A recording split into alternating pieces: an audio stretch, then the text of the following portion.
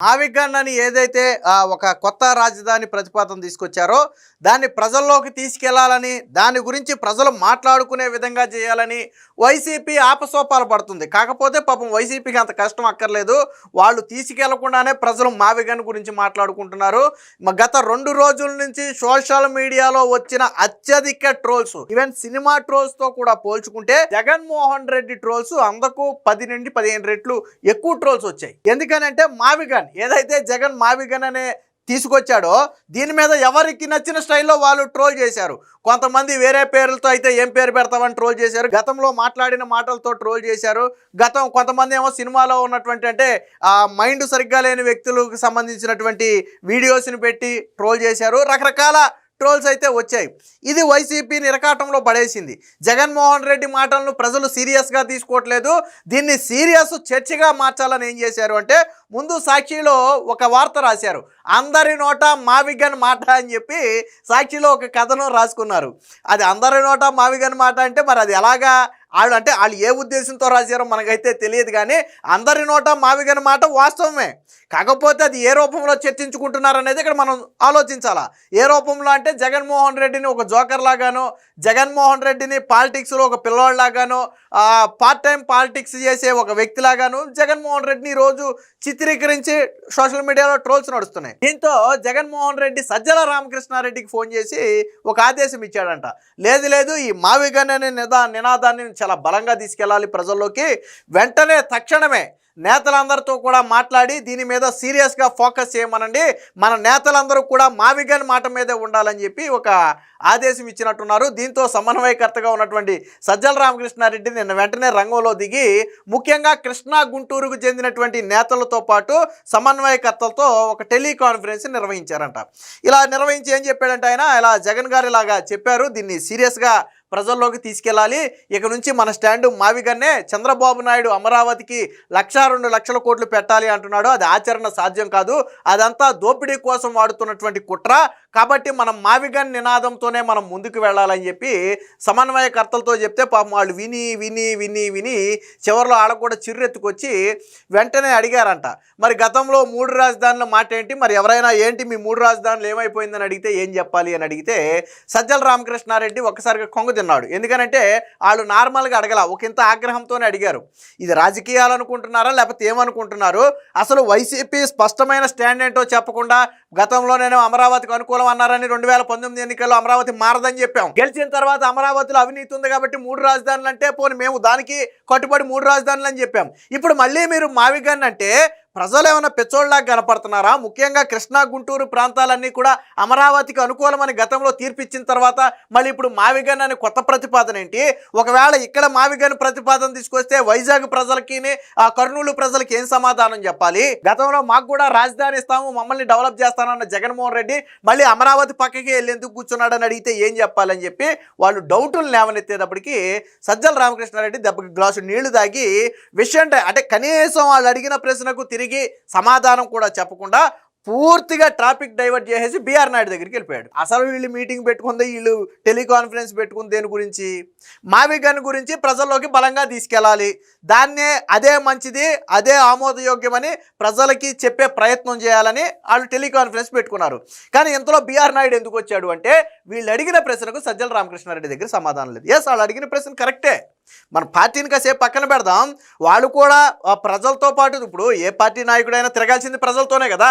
TDP అయినా, జనసేన అయినా, BJP అయినా, వైసీపీ అయినా అంతిమంగా రేపటి రోజున వాళ్ళు ప్రజల దగ్గరికి వెళ్ళాలి. మరి ప్రజలు అడుగుతారు కదా, మీరు అమరావతి అన్నారు, 3 రాజధానులు అన్నారు, ఇప్పుడు మావిగన్ అంటున్నారు, అసలు మీ విధానం ఏంటి, మీ స్టాండ్ ఏంటి, మిమ్మల్ని ఎలా నమ్మాలి అని ఎవరైనా అడిగితే ఏ సమాధానం చెప్పాలి? సింపుల్గా ప్రశ్న అదే. ఎస్, ఆ ప్రశ్న కరెక్ట్ కూడా. జగన్మోహన్ రెడ్డి అంటే తాడేపల్లి ప్యాలెస్లోనో బెంగళూరు ప్యాలెస్లోనో ఉంటాడు కాబట్టి ఆయనకి క్షేత్రస్థాయి పరిస్థితులు తెలియదు. కానీ క్షేత్రస్థాయి నాయకుడికి తెలుసు ఆ బాధ ఏంటో. ఒక గుమ్మం ముందుకెళ్ళి నిలబడితే మొహం మీద కాండ్రించి చూస్తారు, ఏది ఇన్ని మాటలు మారిస్తే. ఆ విషయం జగన్మోహన్ రెడ్డికి సజ్జల రామకృష్ణారెడ్డికి తెలియదు. ఎందుకంటే వీళ్ళు ప్రజల్లోకి రారు. జగన్ కానీ సజ్జల రామకృష్ణారెడ్డి కానీ ప్రజల్లోకి రారు.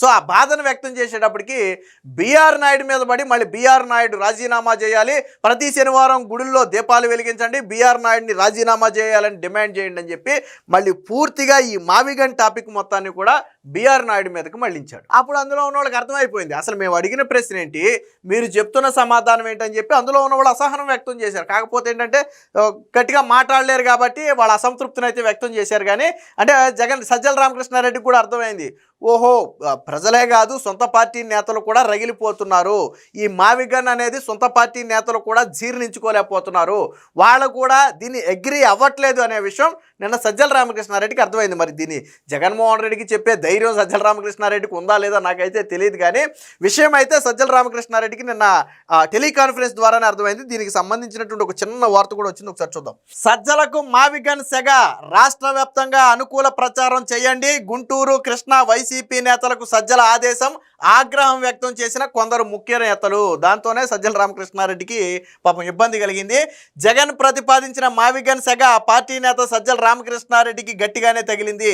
అమరావతికి చట్టబద్ధత కల్పిస్తూ లోక్సభలో బిల్లు ప్రవేశపెట్టిన సమయంలోనే జగన్ తన అనుకూల మీడియా సమక్షంలో ప్లాన్ బిగా మావిగన్ అమలు చేయాలన్న అభిప్రాయాన్ని వ్యక్తం చేశారు.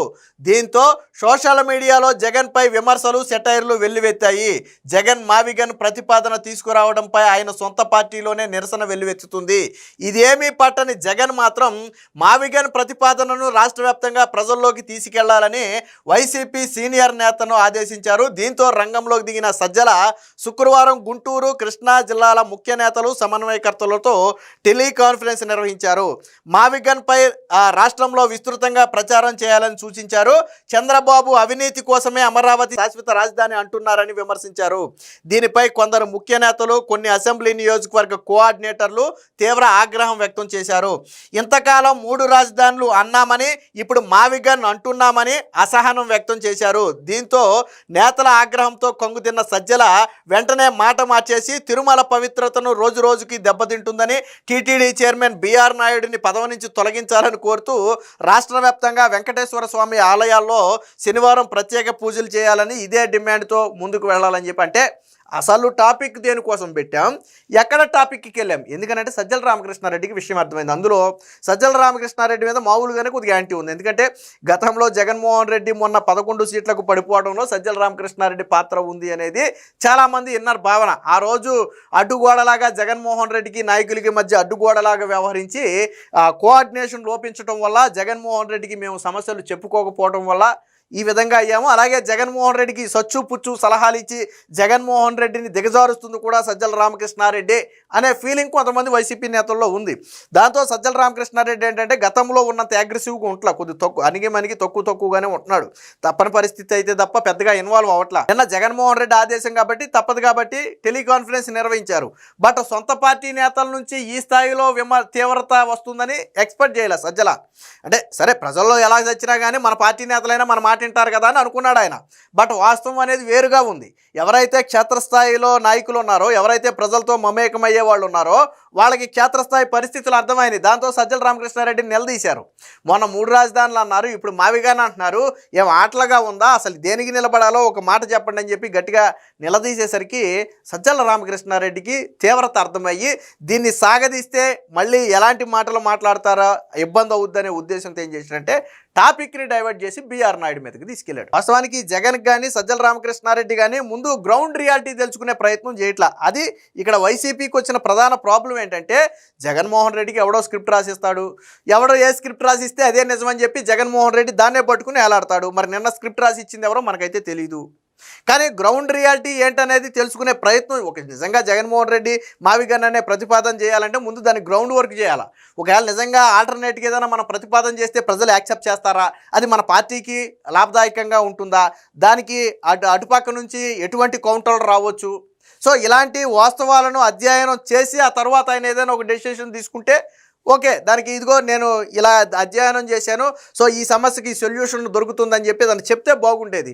అలా కాకుండా ఎవరో రాసి ఇచ్చిన స్క్రిప్ట్ను మాట్లాడేస్తే ఇలాంటి పరిస్థితులు ఉంటాయి. ఏది ఏమైనా మొత్తంగా నిన్న సజ్జల రామకృష్ణారెడ్డి స్థానిక వైసీపీ నేతల ఆగ్రహం చూసి కొంగుదిన్న మాట అయితే వాస్తవం. మరి ఈ ఆగ్రహాన్ని జగన్మోహన్ రెడ్డి దృష్టికి తీసుకువెళ్తాడా లేదా అనేది తెలియదు. కానీ